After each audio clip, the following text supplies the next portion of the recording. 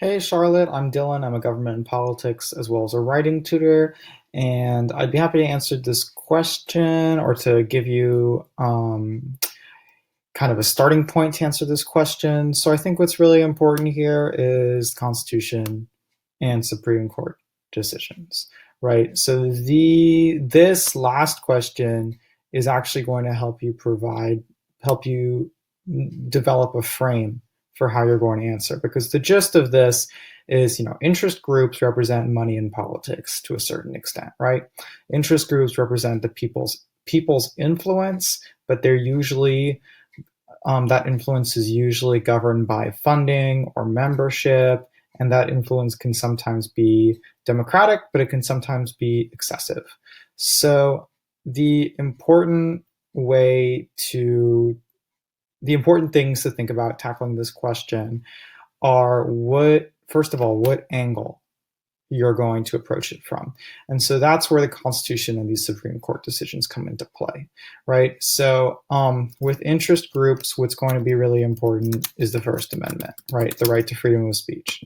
That's what all interest groups would use to justify their decisions. And any regulation on interest groups has to be something that preserves the First Amendment while also controlling and regulating interest group and lobbying power, right?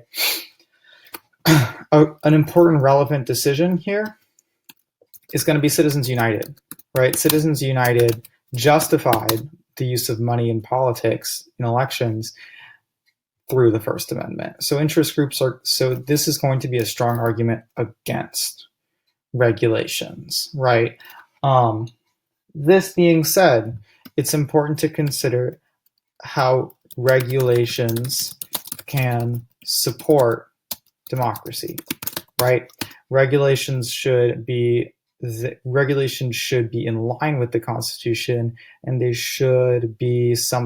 can be something that makes it easier for people to have a fair voice in elections, right? And so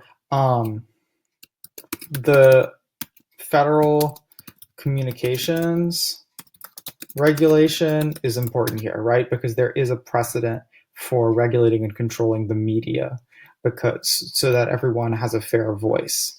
Like in theory, media corporations don't always follow this rule, but in theory, if you're giving like 5 minutes to one view in politics, you have to give 5 minutes to the other view on the same show, right? So this is going to be something important to look at as something that's a precedent for supporting regulations.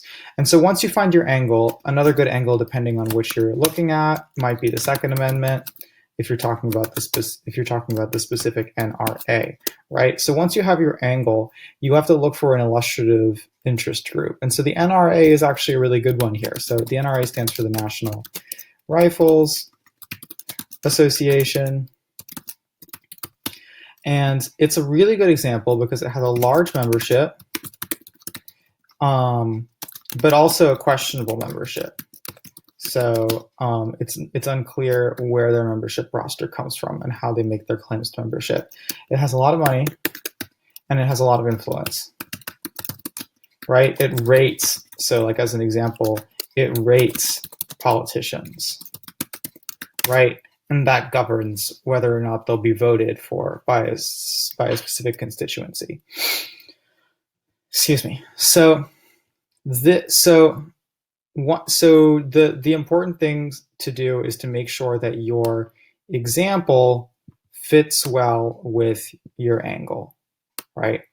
So you need to be able to come up with an argument on how to regulate interest groups that incorporate both of these things. And once you can incorporate both of these things, your angle and your example, your illustrative example, then you will be able to answer the rest of these. Like they'll follow. So like do you think the regulations would achieve these objectives?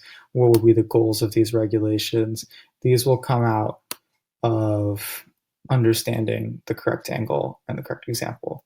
So yeah, feel free to message me if you need more in-depth help.